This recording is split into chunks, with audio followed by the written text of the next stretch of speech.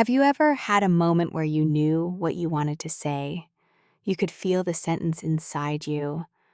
But when it was time to speak, everything tightened up and your mind went blank, and you heard this little voice saying, "Do not mess it up. Do not sound stupid. Do not make a mistake." And then you either stay quiet or you say something much smaller than what you really meant.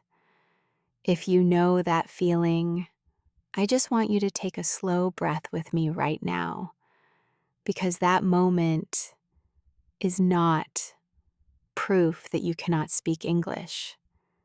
It is proof that you care, and it is proof that you are trying. And today I want to tell you a story that reminds us what real strength looks like, especially the quiet kind, the kind that does not rush, the kind that keeps going, even when the progress feels invisible. The life of Nelson Mandela is often talked about like a history lesson, but when you sit with it calmly, it becomes something else. It becomes a personal reminder about patience, about staying steady, and about trusting that small daily effort adds up to something powerful. When I listen to adults speak English, I notice something that has nothing to do with grammar. It is the pressure. The pressure to be quick, the pressure to be perfect, the pressure to sound like a confident professional all the time. And that pressure creates this strange thing where you can understand almost everything. But speaking feels like walking onto a stage with bright lights in your face. Your thoughts start translating word by word. You start checking yourself. And suddenly, even simple sentences feel hard. So before we go into Mandela's story, I want you to remember this. Fluency is not only about speed. It is about calm. It is about staying connected to what you mean, even if the sentence comes out imperfect. And patience is not passive. Patience is active. It is courage that has learned how to breathe.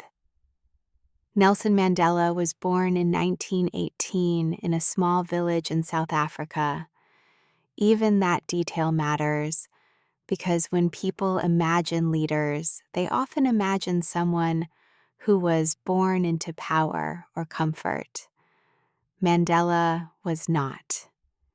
He came from a place where life was simple and opportunities were limited, and the world was already shaped by rules that were unfair. He grew up in a country where the system of apartheid would later become official law, a system designed to separate people by race and to keep power in the hands of a minority. And I want you to pause for a second and imagine what it feels like to live inside a system that tells you directly and indirectly every day that you are less, that your voice matters less, that your future is smaller. That kind of pressure is not just political. It is emotional. It is psychological. Around 2 or 3 minutes in, I usually like to say this. Just gently. If you enjoy this calm, supportive way of improving your English, and you want more episodes where you can relax and listen and build confidence naturally, you are welcome to subscribe. No pressure at all. Just if it helps you feel supported, I would love to have you here. Now, Mandela's early life included education, and he was intelligent, curious, and strong-minded. He studied law, and that alone is a huge thing. Learning to think in legal language, learning to argue clearly, learning to speak with precision. But what stands out to me is not just that he studied. And it is that he chose a path that would require an unbelievable amount of patience. Because once you start fighting a system like apartheid, you are not looking at quick results. You are not looking at a clean little timeline where you work hard for a year and then everything changes. You are stepping into long work. And most of us, if we are honest, struggle with long work. We want proof quickly, we want feedback quickly, we want improvement quickly. And when it comes to speaking English, that is exactly where people get stuck. They practice for a while, they still feel nervous, and they think, what is wrong with me? Why am I not fluent yet? But the truth is, you are building something inside yourself that takes time. Your nervous system needs time. Your confidence needs time. Your mouth needs time to get used to new patterns. That is not failure. That is the process. Mandela became involved with the African National Congress, often called the ANC, a political organization working against apartheid. In the beginning, their approach included peaceful protest. They organized, they spoke, they wrote, they tried to push for change through methods that did not involve violence. And this is where patience shows up in a very real way. Because when you choose peaceful resistance, you often look weak to people who are impatient. People might say, "It is not working." People might say, "You are wasting time." But patience is not weakness. Patience is a strategy when you believe in something bigger than your frustration. Eventually, the situation in South Africa grew more intense. The government responded with more force, more arrests, more violence. Many activists began to believe that peaceful protest alone was not enough. Mandela was involved in a shift towards sabotage against government structures, not targeting civilians, but damaging symbols and tools of oppression. And whether you agree with every method or not, what is undeniable is the cost he paid for choosing to stand against the system. In 1962, Mandela was arrested. In 1964, after the Rivonia trial, he was sentenced to life in prison. Life. Just sit with that word for a second. Not a few months. Not a couple of years. Life. He was sent to Robben Island, a prison where conditions were harsh. He did hard labor. He lived in a small cell. He was separated from his family. He was watched constantly. And the goal of prison, especially a prison like that, is not only to punish your body, it is to shrink your spirit. It is to make you feel powerless. It is to make you believe your life has ended, even if you are still breathing. Now, when we talk about patience, this is where the word becomes real. Because patience is easy to talk about when the stakes are small. Patience is hard when your life has been taken from you. Patience is hard when you are waiting for years and years and you do not know if you will ever walk free again. And Mandela waited. He waited 27 years. People sometimes hear that number and it becomes like a dramatic fact, something to memorize. But I want you to feel it in a human way. 27 years means birthdays. It means watching your youth disappear. It means losing people you love while you are locked away. It means missing ordinary joys, ordinary mornings, ordinary freedom.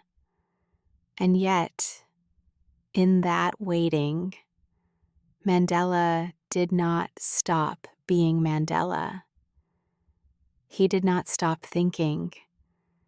He did not stop learning. He did not stop preparing, even when the world could not see it. This is where I want to connect the story to you in a gentle way, because I know your situation is different. But the emotional experience of being blocked can feel surprisingly similar. Not in the same scale, not in the same danger, of course, but in the internal feeling. When you want to express yourself and you cannot, when you feel trapped inside your own hesitation, it can feel like your voice has been taken away. You might be in a meeting at work and you have an idea, a good idea, but someone speaks quickly and you think, I cannot jump in. You might be traveling and you need help, but you worry you will sound wrong, so you try to solve everything alone. You might be at dinner with friends or coworkers, and the conversation moves fast and you smile and nod. But inside you feel lonely because you are not fully in it. That is real. That matters. And what I want you to hear today is that patience is not just waiting silently. Patience can be staying connected to yourself while you keep trying. Mandela's patience was not passive. He did not sit in prison and simply hope. He used the time. He read, he studied, he observed people, he learned about the minds of his opponents. He learned how to communicate, he learned how to negotiate, he learned how to stay emotionally steady. And one of the most powerful things about him is that he became a symbol, not because he was perfect, but because he was consistent. He stayed committed, he stayed focused. He did not let bitterness eat him alive. Bitterness is a big one, by the way. When adults struggle with speaking, they often carry a quiet bitterness toward themselves.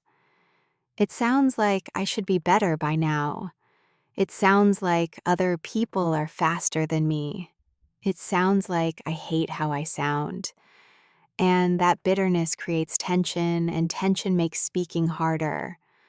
So if you can take anything from Mandela's story today, take this. You can be serious about improving without being cruel to yourself.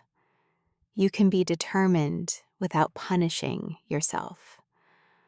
One of the most famous moments from Mandela's life is his speech at the Rivonia trial, where he said he had fought against white domination and he had fought against black domination, and he believed in a democratic and free society. And he said it was an ideal for which he was prepared to die. People quote that line because it is dramatic and brave, and it is.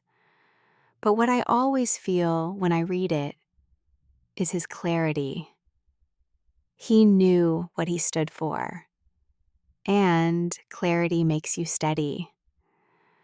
When you speak English, the goal is not to sound perfect. The goal is to communicate clearly. And if you can focus more on meaning and less on perfection, you start to feel steadier. You stop fighting yourself mid-sentence.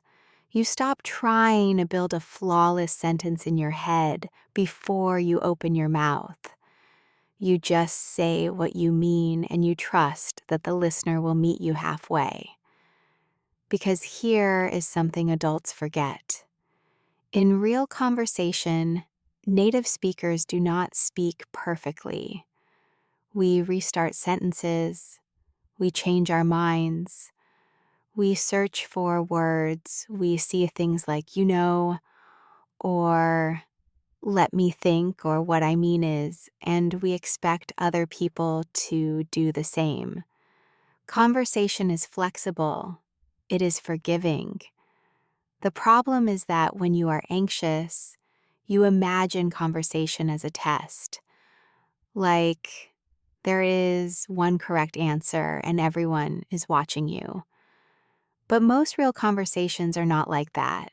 Most people are not judging you the way you think they are. They are thinking about themselves. They are trying to understand. They are busy living. Back to Mandela. In prison, he became even more important outside prison.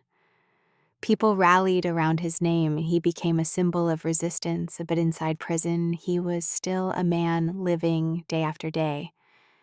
And those days were not inspiring.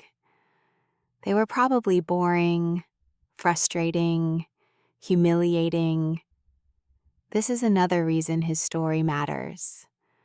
We love the highlight moments, the big speeches, the release, the presidency, but the real strength happened in the ordinary days, in the waiting, in choosing not to give up on himself. And I want you to think about your ordinary days with English, not the big moments when you have a presentation, not the special trip. I mean the small daily moments, the moment you decide to ask a question instead of staying silent, the moment you decide to make a phone call even though you hate phone calls, the moment you speak up in a meeting with a simple sentence, not a perfect one, but a real one. Those moments are your training. Those moments are building your voice. There is a detail about Mandela that I always find powerful. People who knew him often described him as disciplined. He could be warm, but he could also be very controlled. And sometimes learners hear that and think, oh, I need more discipline. But discipline does not have to mean forcing yourself to suffer. It can mean showing up gently and consistently. It can mean having a routine that is kind, like listening to English while you walk, like speaking to yourself while you cook, narrating what you are doing, like practicing one small conversation opener that you can use at work. Discipline can be calm. Also, Mandela had something else that supported his patience. Purpose. When you have purpose, you can tolerate discomfort longer because you know why you are doing it. So let me ask you something personal. Why do you want to speak English more freely? Not what your job requires, not what sounds impressive. I mean your real reason. Is it because you want to feel like yourself in conversations? Is it because you want to stop feeling invisible in a group? Is it because you want to advocate for yourself? Express your ideas, make friends, feel at home. That purpose matters. When you connect to that, practice stops feeling like punishment and starts feeling like self-respect. Mandela was released from prison in 1990. Think about the world then. Think about how much had changed in almost 3 decades. And yet he stepped out, and he did something that surprised many people. He did not call for revenge. He did not lead with hatred. He led with reconciliation. That does not mean he forgot the injustice. It means he chose a future that would not be built on endless retaliation.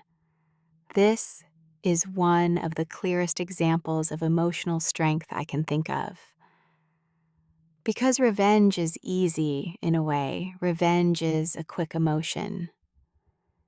It feels powerful for a moment. Patience and forgiveness are slow emotions. They require you to regulate yourself. They require you to tolerate complexity. They require you to accept that healing is a process. Now, I am not saying you need to forgive anyone to speak English, But I am saying you might need to forgive yourself. You might need to forgive yourself for being slower than you want. You might need to forgive yourself for past embarrassing moments. Maybe you said something wrong once and someone laughed, or you felt judged, or you misunderstood, and it was awkward. And ever since then, you've been carrying that memory like a warning sign in your mind. If that is you, I want you to know something. One awkward moment is not your identity. It is just one moment, and you are allowed to move on. After his release, Mandela became a key leader in negotiations to end apartheid. In 1994, South Africa held its first multiracial democratic election, and Mandela became the first Black president of South Africa. That is the part people celebrate, and yes, it is historic. But I want you to notice what came before it: years of preparation, years of emotional training, years of learning how to speak to people who did not want to listen, years of learning how to stay calm when the situation was painful. That is another speaking skill, by the way. Staying calm.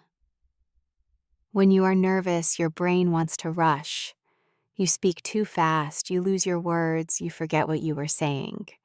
So one of the simplest things you can practice, and it does not require a textbook, is pausing, taking a breath, letting silence exist.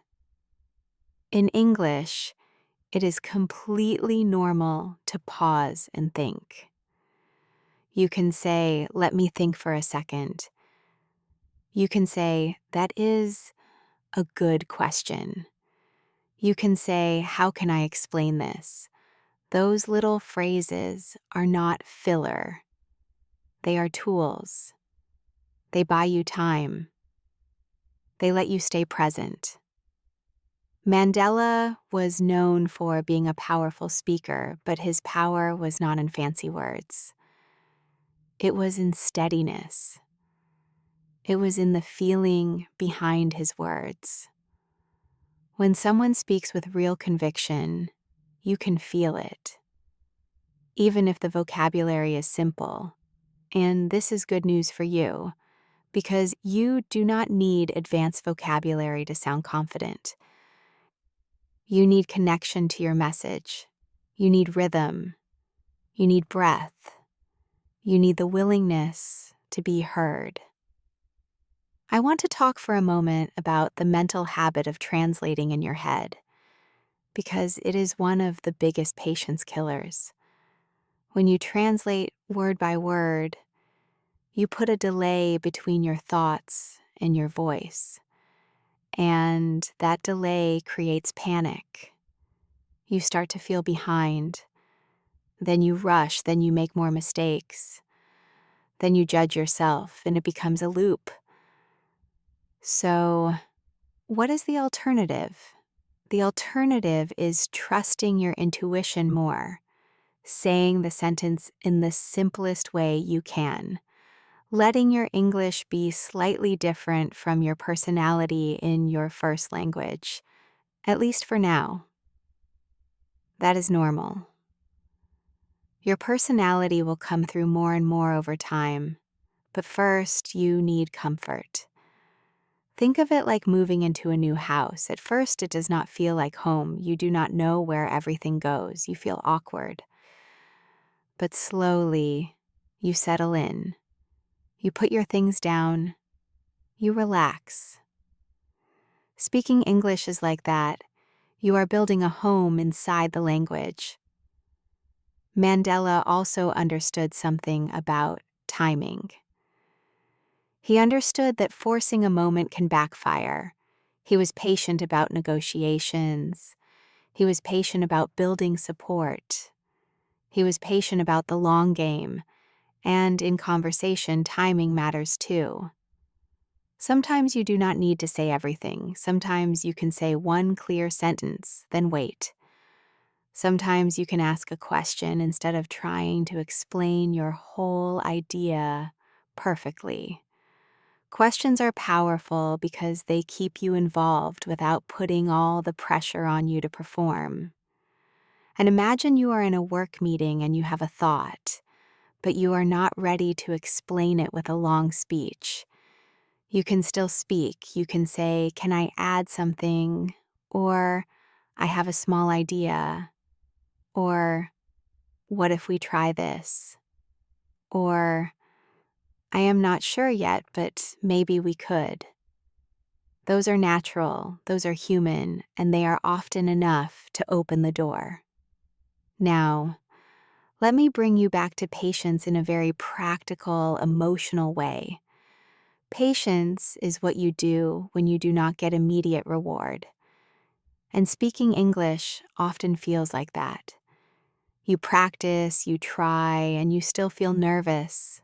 You have a good conversation one day, then the next day you feel blocked again. And you start thinking it is not working. But growth is not a straight line. It is more like waves. Some days you feel confident, some days you do not. That does not mean you are going backward. It means you are human. Mandela's life was not a straight line either. Even after he became president, South Africa still faced huge challenges. Leadership did not magically erase pain, but his presence, his calm, his willingness to keep working changed what was possible. This is what I want for you too. Not perfection, possibility. The possibility that you can walk into a room and speak even if your voice shakes a little. The possibility that you can make a mistake and keep going. The possibility that you can laugh when you forget a word instead of freezing. The possibility that you can be fully yourself in English, not a smaller version of yourself. If you have ever felt embarrassed about your accent, I want to say something clearly. Your accent is not a problem. Your accent is proof that you have lived a life in more than one language. Accents are normal. Accents are human. What matters is clarity, and clarity comes from slowing down, speaking with intention, and not swallowing your words. You do not need to erase your accent to be respected. You need confidence. And confidence comes from repetition and patience, not from judging yourself. I think about Mandela walking out of prison, and I imagine the emotions. Joy, yes. Relief, yes. But also fear. Because after being controlled for so long, freedom can feel overwhelming. When you are used to holding back, expressing yourself can feel risky. And I see something similar with English learners. When you have been quiet for a long time, when you have been hiding in conversations, speaking more can feel scary, even if you want it. Your brain is not used to it, so take it slowly. You do not have to become a different person overnight. You can build it step by step. One thing I often tell learners is to aim for progress that feels almost too easy. Because when practice feels too hard, you avoid it, and then you feel guilty, and then you avoid it more. But when practice feels gentle, you can do it daily. And daily is where the magic is. Daily listening, daily small speaking moments, daily exposure. That is patience in action. Mandela's patience also included patience with people. He had to work with others, including people who had supported apartheid, people who had harmed his community. That does not mean he approved of them. It means he understood that change involves humans, and humans are complicated. In your life, speaking English also involves humans, your coworkers, your clients, the barista, the neighbor, the person at the airport. Some will be patient. Some will be impatient. Some will be kind. Some will not. And you cannot control that. What you can control is your relationship with yourself in those moments. Can you stay on your own side? If someone looks confused when you speak, it does not mean you failed. It might mean you need to repeat more slowly. It might mean you need to choose a simpler word. It might mean the other person is distracted. It might mean they are not used to different accents. Their confusion is not a verdict on your ability. It is just information. You can adjust. You can try again. Mandela was also very aware of image and symbolism. He understood that how you carry yourself affects how people hear you. And for you, this is not about pretending. It is about posture, breath, and pace. When you speak slowly, you sound more confident. When you breathe, you think more clearly. When you let your voice drop a little at the end of a sentence, you sound more certain, even if you are not 100% sure. These are small things, but they help you feel in control. Another part of patience is accepting that you will not always have the perfect word. And that is fine. Native speakers often cannot find the perfect word either. We describe things. We go around the word. We say, it is like, or you know the thing that, or it is similar to. That is not a failure. That is communication. So if you forget a word, do not freeze. Keep moving. Describe it. Use your hands. Use your face. Communication is bigger than vocabulary. And here is a gentle truth. The more you allow yourself to be imperfect, the faster you become fluent, because fluency is not the absence of mistakes. Fluency is the ability to continue. It is the ability to stay relaxed enough to keep speaking. It is the ability to repair a sentence without collapsing emotionally. That is what you are building. When Mandela finished his presidency, he chose not to stay in power. That decision also shows patience and humility. He understood that leadership is not about holding on forever. It is about serving a purpose and making space for the next chapter. There is a lesson there too. Your English journey will have chapters. In one chapter, you focus on confidence in small talk. In another chapter, you focus on work vocabulary. In another chapter, you focus on telling stories. You do not have to master everything at once. Let it unfold. If you want a simple way to practice patience with your speaking, try this mindset shift. Instead of asking, did I speak perfectly? Ask, did I express something real? Did I stay in the conversation a little longer than last time? Did I recover from a mistake without panicking? Did I ask for clarification when I needed it? Those are real wins. And those wins are the foundation. Mandela passed away in 2013, and the world mourned him because he represented something rare. Not just political change, but personal integrity. He was not a perfect man, and he would be the first to admit that. But his life reminds us that the strongest people are often the ones who can wait without losing themselves, the ones who can suffer without becoming cruel, the ones who can keep showing up.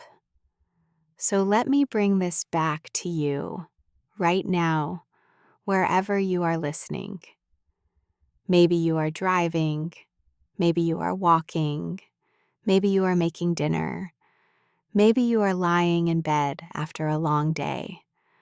I want you to feel something very simple. You are allowed to take your time. You are allowed to pause. You are allowed to search for words. You are allowed to speak with an accent. You are allowed to be a work in progress and still speak. And if you have been feeling discouraged, if you have been thinking, I will never sound natural, I want you to challenge that thought gently, because natural does not mean perfect. Natural means present. Natural means connected. Natural means you are not fighting yourself while you talk. And you can build that slowly, patiently. The way Mandela built strength in the hardest circumstances. One day at a time. As you go into your next conversation, I want you to try one small thing, not a big performance, just one small act of courage. Maybe you say one extra sentence instead of stopping. Maybe you ask one question. Maybe you share one opinion, even if it is simple, and then after, instead of replaying your mistakes, thank yourself for showing up. That is how confidence grows. It grows through kindness and repetition. Patience is not waiting for confidence to appear before you speak. Patience is speaking even while you are building confidence. Patience is letting the process be messy. Patience is trusting that you do not need to see immediate results to be moving forward. Mandela's life shows us that some of the most meaningful transformations take time, and they start long before anyone applauds. So if your English feels like it is changing slowly, you are not alone. Slow change is real change. Quiet progress is progress. And one day, you will look back and realize that the conversations that used to scare you have become normal. Not because you became someone else, but because you stayed with it. You stayed patient. You stayed brave. You kept your heart open. Take one more slow breath with me. You are doing better than you think. Keep going. Keep it simple. Keep it human. And let patience be your strength.